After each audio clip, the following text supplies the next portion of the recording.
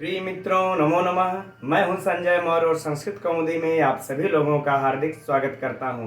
मित्रों, सुबह के 11 बज चुके हैं और हम लोग प्रतिदिन 11 बजे डॉक्टर बाबूराम सक्सेना की पुस्तक संस्कृत व्याकरण प्रवेशिका का क्रमशः अध्ययन कर रहे हैं और हम लोग कल की कक्षा तक इसके हल संधि में दिए हुए समः सूटी के सूत्र तक अध्ययन कर चुके हैं और अब आज की कक्षा का अध्ययन उसी सूत्र के नीचे दिए हुए इस सूत्र 6 से प्रारंभ करना है।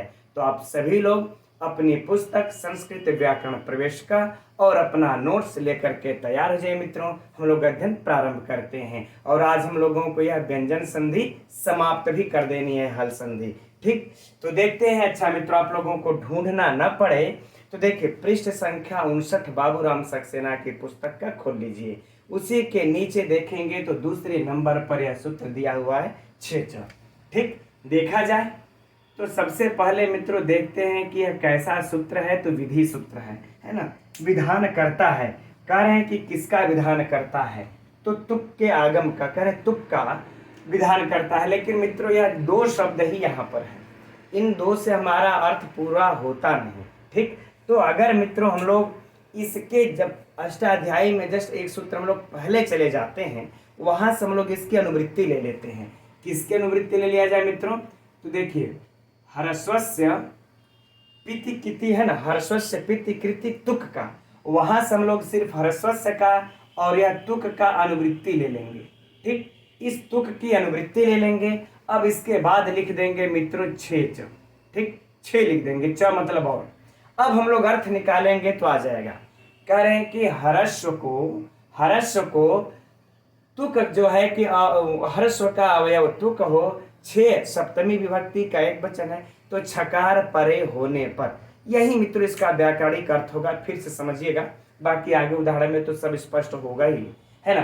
करे कि हर्स्व के अवयव को तुक हो छकार परे होने पर, अर्थात तुक का आगम हो छकार परे होने पर। ठीक, तो अगर सीधे सीधे हम लोग देखा जाए मित्रों तो इस तरह से निकाल लीजिए। इधर हर्ष वर्ण हो और इधर यदि 6 शब्द आ गया तो बीच में क्या हो जाएगा मित्रों? तुक का आगम हो जाएगा। बीच में इस तुक का आगम सीधे सीधे कह ले। लेकिन ये इस सूत्र नहीं कहता है, ये तो बस अवयव को कहता है। ये बीच में नहीं कहता कि आकार के परे तुक का आगम होगा, है ना। वो तो आद्यंतो टकितो आकर कहता है। चलिए अब सूत्र उदाहरण में चलते हैं। तब ये तो मैंने सीधा सीधा समझने के लिए कहा कि हर्स्व के बाद अगर 6 हो तो तुक बीच में आप लोग लगा लीजिएगा, यह समझने के लिए है। लेकिन व्याकरणिक नियम यह है कि हर्स्व के अवयव का तुक हो छकार परे रहते, ये शब्द है। चलिए अब इसका हम लोग सिद्धि करते हैं मित्रों। शिवधन छाया, आइए एकदम आराम से चलते हैं क्रमशः। आप लोगों ने मित्रों सोचता होंगे कि आप लोग की बड़ा सरल सूत्र है ये, है ना। लेकिन देखिए, इसका अगर हम लोग व्याकरणिक नियम से सिस्टम से चलेंगे तो देखिए इसमें कितने सूत्र लगते हैं शिव छाया की सिद्धि में। क्रम से देख लीजिए मित्रों, कभी न कभी यह काम आएगा। शिवधन छाया, अब देखिए यहाँ पर हरस्वकार है, यहाँ पर छकार है, तो यहाँ पर हरस्व के परे छकार आ गया। अब कह रहे हरस्व को अवयव तुक हो, यही है ना बात मित्रों कि हरस्व की छकार परे तो हरस्व का अवयव तुक हो। अब इसका अवयव मित्रों तुक हो, बस यही बातें कहा हुआ है यह सूत्र। ये नहीं बताया कि यह तुक लगेगा कहाँ, ये आकार के ये तरफ कि इकार की शकार के इस तरफ, ऐसा तो कुछ इन्होंने सूत्र में बताया नहीं। तब मित्रों हम लोगों का सूत्र आ जाता है आद्यंतव टकितव। यह इसको आप लोग नोट कर लीजिएगा, है ना। आद्यंतव टकितव, ठीक है, यह सूत्र हमारा आ जाता है। ठीक, अब यह सूत्र कहता है कि इस सूत्र के द्वारा, बस यही समझिए कि इस सूत्र के द्वारा इस व में जो आकार है इसी के परे यह तुक का आगम होगा। अब आगे ही बातें समझ में ना, यह तुक का अवयव इसी के पर में अब आएगा। अब आगे हम लोग यहां पर लिख लेते हैं शिव धन तुक। ठीक, अब यहीं से मित्रों अब इसके आगे कर लेते हैं धन छाया। चलिए यहां तक आ गया, है ना। अब अगर आप लोगों से पूछ दिया जाएगा कि यहां पर ही तुक का आगम क्यों हुआ, यह अवयव हर्स्व का अवयव तुक यहीं पर क्यों हुआ, उधर भी हो सकता था। तो सीधे आप लोग ये कहिएगा कि आद्यंतो टकतो सूत्र के अनुसार ह्रस्व आकार का ही अवयव तुक होगा, इसके अंत में ही तुक आएगा। ठीक, चलिए अब हम लोग आगे बढ़ते मित्रों। का अंतिम सिद्ध संज्ञा करके तकार का जो है कि ये तकार में उपदेशे अनुनासिक इस सिद्ध संज्ञा करके यहाँ पर क्या बच जाएगा? तो सिर्फ तो हम लोग क्या कर लेंगे इसको? शिवत धन छाया। आ गई बातें समझ में? अब आप लोग मित्रों हम लोग यहाँ सीधा सीधा समझते हैं कि अब यहाँ तकार है छकार है, तो चलो हम लोग शिवत छाया ये इस प्रकार से हम लोग करके इसको जो कि स्तोष्णाशु लगा देते हैं, खरीचा लगा देते, जौन मन करके तुरंत तकार को चकार करके हम लोग कर लेंगे। लेकिन अगर सिस्टम में देखा जाए मित्रों तो यह व्याकरणिक नियम से शुद्ध नहीं है। पहले देखिए हम लोग, अब हम आप लोगों को एक सूत्रों की पहले क्रम संख्या लिख लेते हैं, उसके बाद देखिएगा आप लोगों को इसके समझ में आ जाएगा। पहले देखिए हम लोग झलाम जसवंते को याद हम लोग ये कर लेंगे। झलाम जसवंते, ठीक। यह सूत्र को अगर हम लोग देखा जाए मित्रों, यह जो हम लोगों का सूत्र है यह देखिए 8-2-39 का सूत्र है। पिछली बार में कक्षा में शायद एक दो क्रम संख्या मित्रों इधर उधर कभी कभी हो जाता है। अब सारी देखिए यहाँ पर बोलना होता है कि एक ही बार में, तो कभी कभी होता है कि क्रम संख्या चाहे कुछ बातें इधर उधर ये बुला जाते, उसके लिए क्षमा कीजिएगा आप लोग, है ना। बाकी आप सभी लोग विद्वान ही हैं, इसमें कोई संशय नहीं। इसके बाद मित्रों हम लोग देखिए इस्तो चुनाशु लगाते हैं, है ना, इस्तो चुनाशु, ठीक। अब इस सूत्र को हम लोग लगा लेते हैं मित्रों। यह सूत्र अष्टाध्यायी में इसकी क्रम संख्या क्या है इस्तो चुनाशु का? 8-4-39, इसका 2 है, इसका 4 है, राइट। अब इसके बाद मित्रों हम लोग आ जाएगा खरीच, आ जाएगा मित्रों कौन सा सूत्र? खरीच। इसका अगर क्रम संख्या अष्टाध्यायी में देखा जाए मित्रों तो 8-4-54। पहले भी इस प्रकार से हमने आप लोगों को बता रखा है ना। अब आप लोग जान ही रहे हैं कि सारे के सारे सूत्र तीनों के तीनों सूत्र त्रिपादी में है, इसमें कोई डाउट नहीं है कि तीनों के तीनों सूत्र जो है कि किसमें है? यह त्रिपादी में है। तो जब यह त्रिपादी में है मित्रों तो स्वाभाविक सी बात है इसके प्रति ये असिद्ध, इसके प्रति ये असिद्ध, क्योंकि त्रिपादी का मित्रों सिस्टम यही चलता है ना। जैसे सपादी के प्रति त्रिपादी सिद्ध होता है, वैसे ही त्रिपादी में दिए गए सारे सूत्र एक दूसरे के प्रति जो बाद में आते जाएंगे वो सिद्ध होते जाएंगे। अर्थात झलाम जसवंते के प्रति यह सिद्ध, इसके प्रति यह सिद्ध। और जब भी अगर एक से हमारा कंडीशन बनता है यहाँ पर अब लेंगे मित्रों तो हमारा खरीच भी लग जाएगा, है ना। लेकिन पहले हमारा अगर झलाम जसवंते प्रवृत्त हो रहा है तो पहले हम इसको लगाएंगे, इसके बाद इसको लगाएंगे, फिर हम इसको लगाएंगे, सिस्टम से ही चलेंगे, यही व्याकरणिक नियम कहता है। अब आ गई बातें समझ में? ठीक। तो अगर हम लोग इस नियम के अनुसार अगर अब चल दिया जाए मित्रों तो ये झलाम जसवंते, है ना, इस झल को जस आदेश अब कर देगा किसको? इस तकार को जस आदेश कर देगा।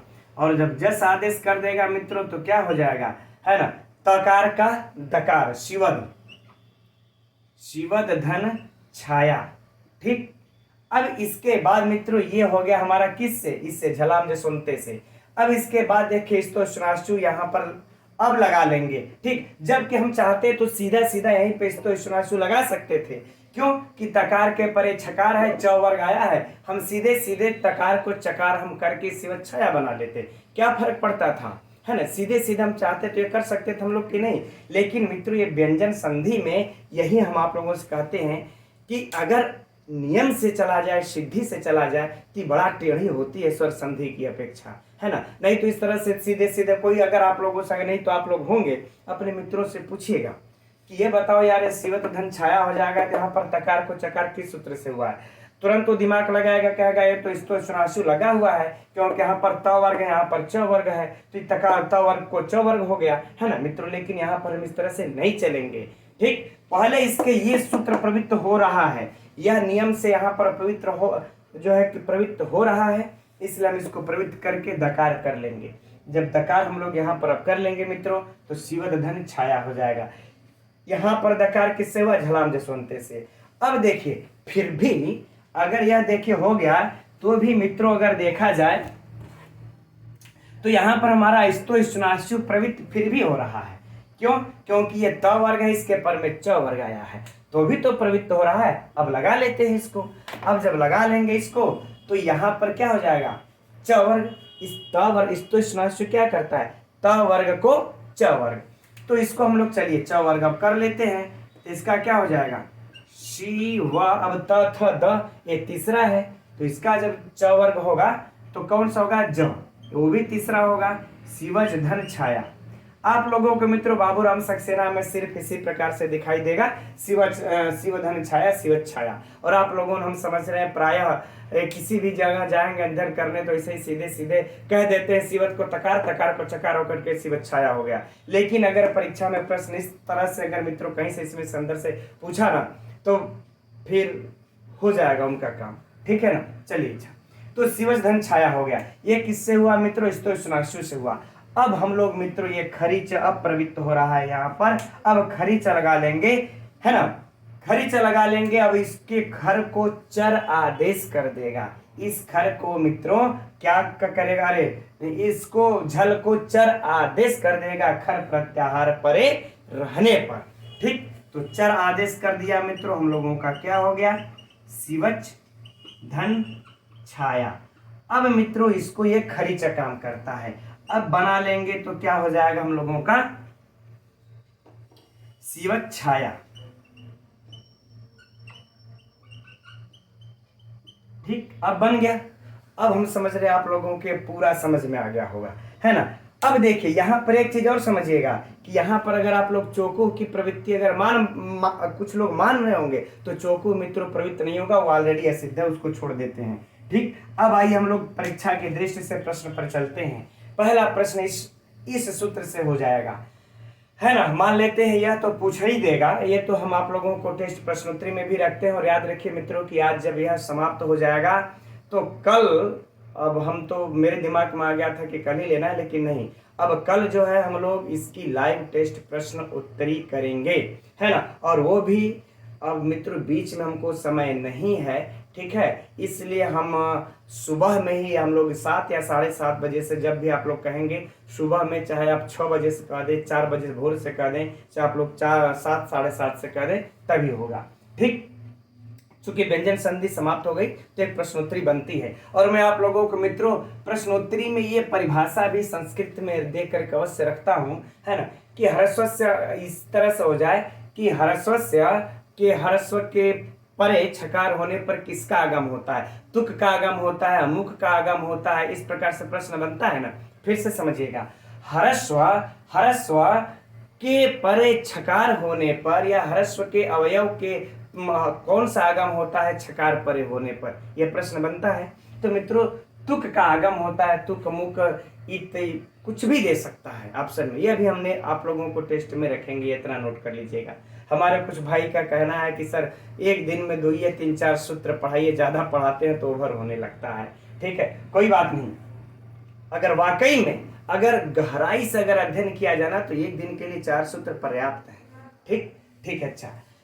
तो अब देखिए यह हो गया हम लोगों का पहला प्रश्न। दूसरा प्रश्न क्या होगा, शिवधन छाया में किस सूत्र से तुक का आगम हुआ है। शिवधन छाया में यहाँ पर किस सूत्र से तुक का आगम हुआ है मित्रों, तो 6 से सूत्र का आगम हुआ है। यह हो जाएगा दूसरा प्रश्न। तीसरा प्रश्न सुनिए, इस वकार के अंतावयव अकार के पश्चात ही यह तुक का आगम किस सूत्र से होता है मित्रों, तो आद्यंतव टकतव से होता है। किस सूत्र से होता है, आद्यंतव टकतव से। अब इस तरह से मित्रों अब इसमें क्रम से आप लोग चले आएंगे, और जब क्रम से आएंगे तो इसको तकार को दकार के सूत्र से हुआ तो झलाम जसवंते से, इसको जकार के सूत्र से हुआ स्तो से, फिर जकार को मित्रों यहाँ पर शिवच में किस सूत्र से हुआ, खरीच से। अगर याद रखिएगा, अगर परीक्षा में कहीं ये चीज आप लोगों से प्रश्न पूछ देता है कि शिवच छाया में चकार, इस तकार को चकार किस सूत्र से होता है, इस तकार को चकार यहाँ पर किस सूत्र से होता, आप लोग भूल से भी मित्रों इस्तो मत लगाइएगा, है ना। अगर वह बढ़िया से वैयाकरणाचार्य ने पेपर उस नियम को सिद्धांत को जान अगर उन्होंने तैयार अगर ये किया है तो खरीचा ही ऑप्शन में सही देंगे। अगर मान लेते हैं ऐसे तो विवादित प्रश्न आते रहते हैं, अगर कहीं इधर दिया तो विवाद अवश्य उठेगा, क्योंकि विद्वान तो हमारे यहाँ लोग पढ़े ही है। ठीक, चलिए, तो ये प्रश्न हो गया, हम समझ रहे हैं मित्रों, यह अब आप लोगों का पूरा हो गया। इसी में देखिए अगला ये उदाहरण दिया हुआ है 6, एक और कि वृक्ष छाया। अच्छा, इसी में देखिए मित्रों, हम लोगों को दीर्घात का भी अगला वाले सूत्र का भी डेफिनेशन में दे दिया, लेकिन हम लोग अलग से पढ़ेंगे। इसी का एक उदाहरण और दिया हुआ है, क्या, अगला वृक्ष छाया है ना।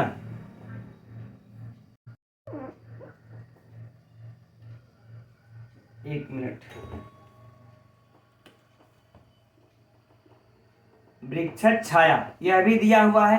तो ये दोनों उदाहरण मित्रों 6 चर सूत्र के हैं, ये दोनों उदाहरण 6 चर सूत्र के हैं। अब हम लोगों को देखिए उसी में जो यह 26वें नंबर पर जो दिया हुआ है बाबूराम सक्सेना में, देखिए वहां पे एक और भी उदाहरण दिया हुआ है, चेत धन विद्यते है ना, छिद्यते। अब उसका यह उदाहरण नहीं है, यह दोनों उदाहरण 6 चर के हैं, वो दीर्घात का नीचे का उदाहरण है। चलिए अब हम लोग उस दीर्घात को देखते हैं।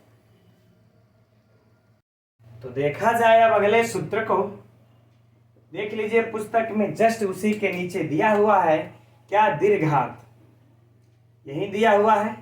किस नंबर पे मित्रों, तीसरे नंबर पर है ना, तीसरे नंबर पर दीर्घात। इसको हम लोग देख लेते हैं। इसने क्या कहा कि यह सेम कंडीशन रख देते हैं मित्रों, बस ह्रस्व से तुक जो हम लोगों ने पहले पढ़ा कि ह्रस्व के अवयव को तुक का भाई अवयव तुक हो चाहे तुक का आगम हो, छकार परे रहते।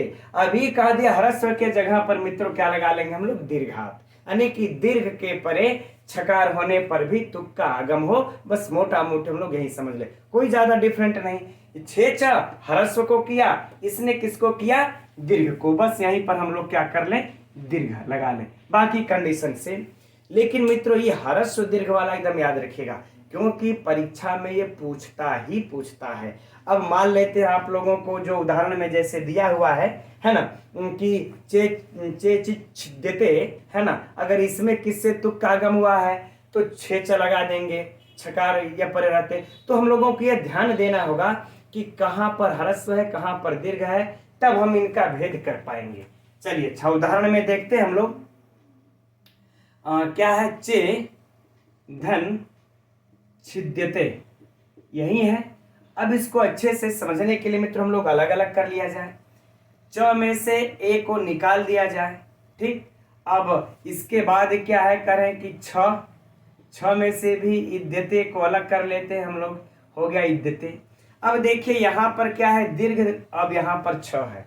अब यही कहे दीर्घ के परे भी छकार हो तो तुक का आप आगम ये कर लीजिएगा। बाकी मित्रों सारे कंडीशन सेम होगा जो हम लोगों ने पिछले सूत्रों में अध्ययन किया है ना, अर्थात आद्यंत टकत इत्यादि जो भी है उसी प्रकार से क्रम से लगाते हम लोग चल जाएंगे। अब पुनः यदि हम बताते हैं तो टाइम वेस्ट जाएगा। ठीक, बाकी अभ्यास आप लोग अब कर सकते हैं। तो यहाँ पर मित्रों, जबकि यहाँ पर देखिए इसकी बातें में, इसकी में क्या थी कि ह्रस्व हो तब, और हम लोगों ने देखा कि शिव में वकार में जो आकार था वह क्या था, ह्रस्व था, और यहाँ पर च में जो एकार है दीर्घ है, इसलिए इनको यह सूत्र लिखना पड़ा कि दीर्घात, कि दीर्घ हो तो भी इसको आप तुक का आगम अब कर दीजिए। तो क्या हो जाएगा मित्रों, चे धन तुक और धन छिद्यते, है ना मित्रों। अब इसको हम लोग क्या ये कर लेंगे, सीधा सीधा ये मिला देंगे और तकार को चकार करके जैसे मैंने सिस्टम से बताया सब वही करके अब क्या हो जाएगा, चे छिद्यते। ठीक, ये बन गया है ना, यही दिया हुआ हम लोगों के पुस्तक में। अब जरा देखिए हम लोगों को, अगर चे छिद्यते दे दे और इधर दे दे मित्रों वृक्ष छाया, है ना, वृक्ष छाया, यह भी अब दे दे, तो अब इसमें देखिए तुक का आगम इस दीर्घात से हो रहा है, इसमें तुक का आगम किससे हुआ, दीर्घात से, और इसमें तुक का मित्रों किससे हो रहा है, इस 6 च सूत्र से। तो ये दोनों हम लोगों को ह्रस्व और ये दीर्घ का याद रख लेना है। बस मित्रों याद रखिए कि ये जहां पर चकार हो रहा है उसी जगह हम लोग, ट्रिक एकदम समझ लीजिए कि जहां पर चकार ये हो रहा है उसी जगह तुक का आगम हुआ होगा। इस च के पहले यदि यह ह्रस्व है तो 6 च लगा दीजिएगा, और यदि इस च के पहले यदि दीर्घ है जैसे ए, तो देखिए यहाँ पर तब क्या लगा लीजिएगा, दीर्घात। बस इतना ही मोटा मोटी याद कर लीजिए। अगर यह और मान कर चलिए कि ज्यादातर चांस है इससे प्रश्न को पूछने का कि किस सूत्र से इसमें तुक का आगम हुआ है, और विकल्प में याद रहे मित्रों ये भी देगा और यह देगा। ठीक, तो जैसे हम लोग इस चकार के पहले वाले ट्रिक निकाल लेंगे, आराम से हम लोगों का कोई कंफ्यूजन ही नहीं तब होगा। लेकिन अब आगे, अगर अब आगे बढ़ते हम लोग, अब आगे थोड़ा सा पढ़ेंगे मित्रों तो और थोड़ी समस्या होगी। चलिए अच्छा, अब आगे देखते हैं अगले सूत्र को। तो अब आगे देखते हैं इस दीर्घात के नीचे मित्रों पदांताद्वा, इस सूत्र को। हाँ, अब अच्छा, इसमें हम लोगों के पुस्तक में, अब हमारे में तो थोड़ा सा मिसप्रिंट है, इसको हम लोग ये सुधार लीजिएगा। अगर आप लोगों में सुधर गया हो तो ठीक है, कोई बात नहीं। अगर न्यू आया है, यहाँ पर देखिए अष्टाध्यायी का क्रम संख्या 6173 दिया हुआ है, और ऊपर का भी अष्टाध्यायी का क्रम संख्या देखेंगे तो 6173 दिया हुआ है। यह आप लोग नीचे उसी सूत्र के आगे जो लिखा हुआ अष्टाध्यायी का क्रम संख्या है। ठीक है, तो ये 6173 है और ये भी 6173 कैसे हो सकता है, नहीं हो सकता। तो मित्रों यह दो सूत्र के बाद आता है, अर्थात 74 75 के बाद यह 76 आता है। तो इसको आप लोग 76 कर लीजिएगा, एक 6176 का सूत्र है, और यह 6173 पर आया है, और ये उसी दो सूत्र के बाद आया है। ठीक, चलिए अब देखते हैं हम लोग कि यह सूत्र क्या कह रहा है। यह पदांताद्वा, यह कुछ नहीं कह रहा है, बस इसी को थोड़ा सा रोक लगा रहा है। कह रहा है कि पदांत दीर्घ हो तब। ठीक, यह पदांताद्वा, वह अर्थात मित्रों विकल्प से, और ये पदांत मतलब अगर पदांत हो तब। करे यदि पदांत हो तो विकल्प से हो, तो विकल्प से क्या हो मित्रों। अब बाकी हमने ये साफ हमने ये कर दिया है, लेकिन वही ह्रस्व पीति वाला ह्रस्व और तुक का अनुवृत्ति ले लेंगे, तब क्या हो जाएगा कि पदांत दीर्घ। अब देखिए स्पष्ट समझिए इसको, यह पदांत दीर्घ के बाद यदि मित्रों अगर छ आता है, तो यह जो तुक का आगम यहाँ पर हो रहा था, यह तुक का आगम अब किससे होगा, वाह अर्थात विकल्प से होगा। कैसे होगा मित्रों, विकल्प से होगा। आ गई बातें समझ में। देखिए अब यहाँ पर हम लोग थोड़ी सी चर्चा इस सूत्र की भी अब कर लेंगे, तभी यह समझ में आएगा। यहाँ पर देखिए बस इन्होंने यह कहा था कि दीर्घ के बाद यदि छ आता है तो यह तुक का आगम हो, और वो भी यह तुक का आगम किससे इन्होंने किया, इन्होंने कहा कि यह नित्य होगा तुक का आगम। बताया नहीं, लेकिन अब जब विकल्प के लिए नहीं कहे तो नित्य ही न होगा। ठीक है, अच्छा अब लेकिन आपको करना ही करना है इस सूत्र के अनुसार नियम से। लेकिन इन्होंने दीर्घ कहा, पदांत और अपदांत की बातें नहीं किए कि वह पद होना चाहिए कि अपद होना चाहिए, ऐसा तो इन्होंने कहा नहीं। लेकिन ये इन्होंने कह दिया यहाँ पर आकर के कि यदि पदांत दीर्घ हो तब यह तुक का आगम मित्रों विकल्प से होगा, अर्थात एक बार आप करेंगे एक बार नहीं करेंगे। अब आइए उदाहरण में देखते हैं। तो उदाहरण में मित्रों हम लोगों को क्या है, लक्ष्मी है ना, लक्ष्मी धन छाया। अब देखिए लक्ष्मी धन छाया, लक्ष्मी क्या है, यह पद है, और पद के अंत में देखिए दीर्घ आया है, तो यह पदांत दीर्घ हमारा हो गया। इसके पर में देखिए यह छ आया है, यह भी कंडीशन पूरा हो गया। तब यहाँ पर तुक का आगम एक बार हम कर देंगे, एक बार नहीं करेंगे। तो जब हम नहीं करते हैं मित्रों तो ये सूत्र हमारा प्रवृत्त हो जाएगा। अब जब नहीं करेंगे तो हो जाएगा क्या, लक्ष्मी छाया।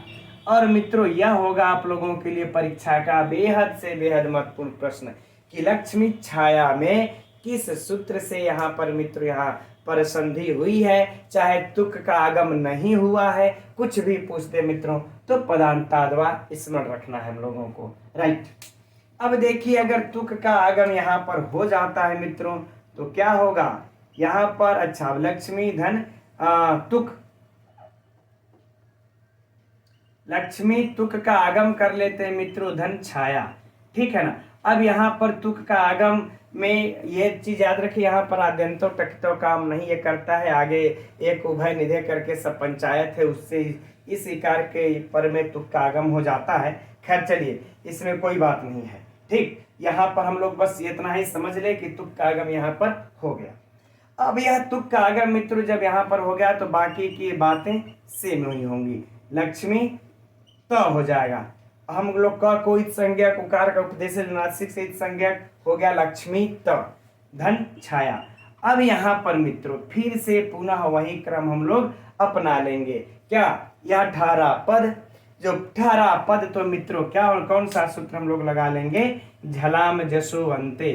फिर से वही प्रक्रिया होगी प्रारंभ।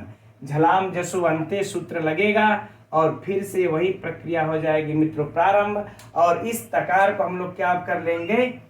लक्ष्मी अब दकार। ठीक, मैं लिख दे रहा हूं मित्रों लक्ष्मी धन छाया। ठीक, अब बाकी सूत्र आप लोग चाहेंगे तो लिख सकते हैं। इधर दकार हुआ। अब इस दकार को मित्रों फिर क्या होगा, है ना? अब लक्ष्मी ज छाया, लक्ष्मी ज छाया। ठीक, अब इस लक्ष्मी ज छाया के बाद फिर से इसका क्या हो जाएगा मित्रों? लक्ष्मी च छाया, लक्ष्मी च धन छाया और मिला देंगे मित्रों तो क्या बन जाएगा? लक्ष्मी छाया। राइट, आगे बातें समझ में है ना? अब देखिए बन गया हम लोगों का लक्ष्मी छाया। अब यहाँ पर मित्रों जैसे कि हम लोगों ने कहा अभी पहले एक सूत्र पहले जो अध्ययन किया सेम वहीं से आप लोग इसको क्या ये कर लेंगे। ये पहले यहाँ पर क्या हुआ है? ये जस आदेश हुआ है। जस आदेश के बाद मित्रों यहाँ पर इस्तो सुनाशु लगा लीजिएगा। चलिए लिख देते हैं। इसके बाद क्या लगा लेंगे हम लोग? खरिच। ठीक, क्या चीज लगा लेंगे? खरिच से इसको चर्तो करके इसको हल कर लेंगे। राइट, आ गई बातें समझ में? अब मित्रों हम समझ रहे हैं कि इसमें से बाकी जो ये प्रश्न पूछेगा वही होगा जो हम लोगों ने भी पहले वाले में चर्चा किया। ठीक, और बाकी इसका हो गया। हाँ, एक चीज यह याद रखना है कि इसमें दो बनते हैं, एक लक्ष्मी छाया बनता है और एक लक्ष्मी छाया और एक लक्ष्मी छाया। ये दो बनते हैं। अगर दे तो उदाहरण में ये दोनों प्रयुक्त सही है। तो हम समझ रहे हैं अब इसमें भी कोई कंफ्यूजन नहीं रह गया होगा, बेहद सरल है। अब इसके आगे मित्रों एक और शर्त रख देते हैं, एक और सूत्र को देखते हैं।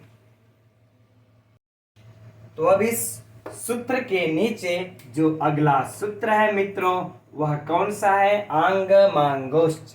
ठीक, आंग मांगोश्च यही सूत्र है ना? और यह जो है हम लोगों का संस्कृत व्याकरण प्रवेशिका के हल संधि अर्थात व्यंजन संधि के अंतर्गत दिया हुआ यह अंतिमवा सूत्र है। इसी सूत्र के साथ ही आज व्यंजन संधि समाप्त हो जाएगी। ठीक, तो देखा जाए यह सूत्र क्या कह रहा है? तो कह रहा है मित्रों कि आंग और मांग, है ना? आंग और मांग यदि पदांत अव्यय हो उसके पर में छकार हो च मने और तो अनुवृत्ति ले लेंगे। चूंकि यह भी सूत्र मित्रों देखेंगे तो 6 1 74 का है ना?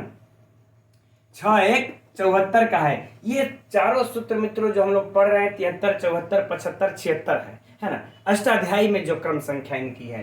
तो च से हम लोग इनकी अनुवृत्ति ले लेंगे, कर देंगे और। च मतलब और छकार परे रहने पर नित्य हो। देखिए अब इसको समझने के लिए थोड़ा सा इसको भी यहाँ पर रिपीट करना पड़ेगा।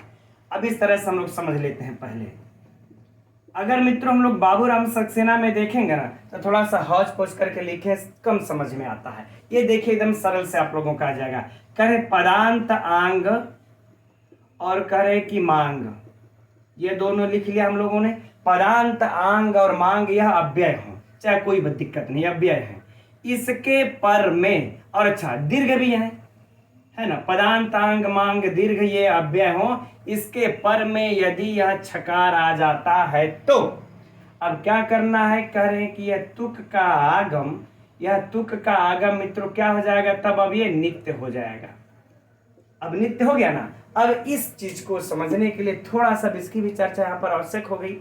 यह पदांताद्वा सूत्र हम लोगों से यही आकर के कहा था कि यदि पदांत दीर्घ हो तब उसके पर में छकार हो तो यह तुक विकल्प से हो। अब इसी सूत्र को यह आकर के और थोड़ा सा कुछ उसमें निषेध करके कहने लगा कि भाई ठीक है यदि पदांत दीर्घ हो लेकिन अगर वह आंग अगर मांग निकल गया ना और उसके पर में यदि छकार आ गया तो आप तब यह तुक विकल्प से न करके आप मित्रों नित्य कीजिएगा। लेकिन इन्हीं दोनों के साथ हर पदांत के दीर्घ के साथ नहीं करना है, बस इन्हीं दोनों के साथ। ठीक, अब उदाहरण देख लेते हैं मित्रों।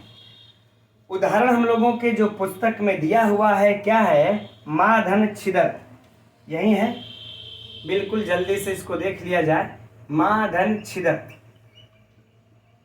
ठीक, अब छिदत में मित्रों माँ, मांग वाला मांग, माँ दिख रहा है, यह पद भी है, तब मित्रों यहाँ पर क्या कर लेंगे हम लोग, तुक का आगम कर लेंगे। ठीक, इस तुक का आगम करके अब यहाँ पर कर लेंगे छिदत, और बाकी प्रक्रियाएं सेम करके हम लोग कर लेंगे क्या, माच्छिदत, यही कर लेंगे ना, माच्छिदत। ठीक, आगे बातें समझ में याद रहे कि यहाँ पर भी जब मात बनेगा मित्रों तो यह भी पद है, तो बाकी की प्रक्रिया लक्ष्मी छाया की तरह ही कीजिएगा, झलाम जसवंत इत्यादि लगा करके आप लोग कर लीजिएगा उसको। ठीक, अब इसके बाद देखिए मित्रों क्या है, आच्छादयति है ना, तो अब आच्छादयति वाला भी देख लिया जाए। ठीक, यह आंग वाला है, आधन छादयति, ठीक है ना, आधन छादयति,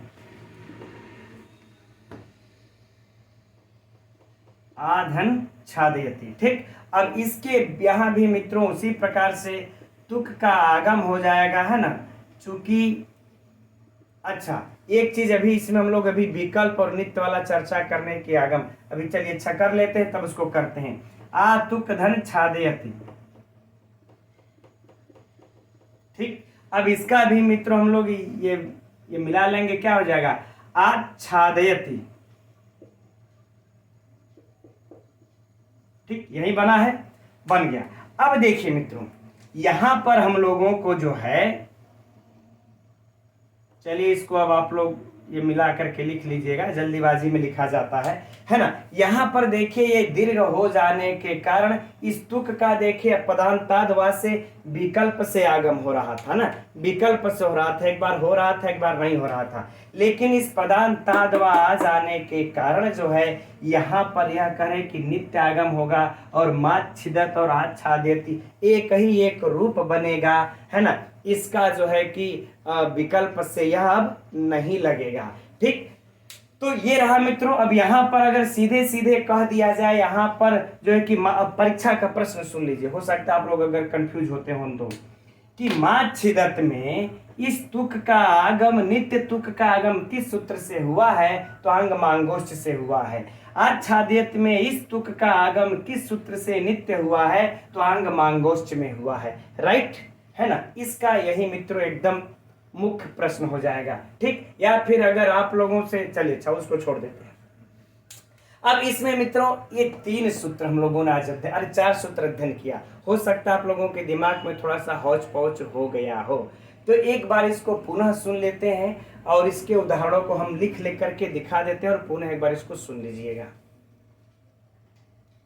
अब देखिए मित्रों, हम लोगों ने आज की कक्षा में इन्हीं 4 सूत्रों का अध्ययन किया है और इसमें पदांत, अपदान, दीर्घ, विकल्प कंफ्यूजन हो गए होंगे। अब लेकिन सूत्र सब समझ गए होंगे, लेकिन थोड़ा बहुत कंफ्यूजन होगा। अब इस तरह से मित्रों एक बार 1 मिनट में आप लोग देख लेंगे, सारा कंफ्यूजन दूर हो जाएगा। पहले हम लोगों ने अध्ययन किया 6 सूत्र का। ठीक, यह देखिए हरस्व के बाद छकार होने पर तुक का आगम कर दिया था, और उदाहरण क्या बन गया मित्रों इसका, शिवच्छाया। यह याद कर लीजिएगा। इस तरह से मित्रों मैं तो कहूंगा कि नोट्स बना लीजिए, है ना, क्योंकि परीक्षा में इन्हीं सूत्रों के इस प्रकार से उदाहरण को पूछता है, बाकी बड़ा कंफ्यूजन होता है। और जो मैंने सिद्धि बताई वो तो आप लोगों के लिए बोनस पॉइंट है, कभी अंदर से पूछा तब।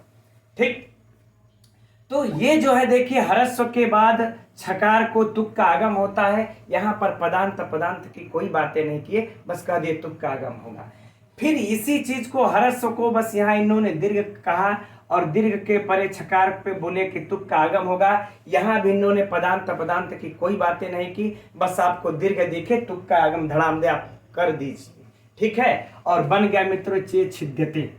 लेकिन जब हम लोग आगे बढ़ते हैं इस पदांताद वा में जब आते हैं तो ये कंडीशन रख देता है कि यदि पदांत दीर्घ होगा तब उसके परे छकार हो तो विकल्प से तुक का आगम करना है आपको। जब विकल्प से तुक का आगम होगा मित्रों तो एक बार लक्ष्मी छाया एक बार लक्ष्मी छाया, दोनों बन गया।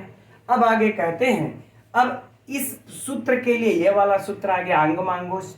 अब कहा कि पदांत यदि आंग मांग है और दीर्घ है तो छ का क्या तुक का आगम तब नित्य होगा। जब नित्य होगा तो ये देखिए बन गया माच्छिदत आच्छादित। ठीक, ये दोनों हो गए। तो हम समझते हैं मित्रों अब इनका कंफ्यूजन आप लोगों को सिर्फ इतने ही मात्र अध्ययन से दूर हो गया होगा। ठीक है, अब आज मित्रों देखिए ये व्यंजन संधि समाप्त भी हो गई। अब देखिए हम लोगों को अध्ययन करना है अगला विसर्ग संधि में सस जुसो रू से प्रारंभ करना है और ये चलेगा मित्रों। तो हम समझ रहे सिद्धि में अब आगे की प्रक्रिया अगर बीच में कक्षा को समाप्त ब्रेक करके कल के लिए रोकेंगे तो समझने में सुविधा होगी। इसलिए वह कैसे क्रम से चलेगा, कौन किसका अपवाद है मित्रों, उसको हम लोग अब कल प्रारंभ से ही देखते हैं। कल नहीं परसों, है ना। अब कल हम लोग इसके लिए टेस्ट लिया जाएगा, टेस्ट प्रश्नोत्तरी होगी। आप सभी लोग तैयारी कर भी लीजिएगा। कुछ लोगों का कहना है कि सर पहले बता दिया करिए कि ताकि हम लोग याद कर लें। तो एकदम आप लोगों के पास समय है, कल सुबह में ही टेस्ट होगा, चाहे 7 बजे, 7:30 बजे, चाहे 6 बजे, जब आप भी आप लोग कहेंगे तब सुबह में टेस्ट हो जाएगा। ठीक है मित्रों, तो कक्षा कैसी लगती है मित्रों कमेंट्स करके अवश्य बताइएगा। अब कल मिलेंगे हम लोग टेस्ट प्रश्नोत्तरी के साथ, तब तक के लिए नमो नमः।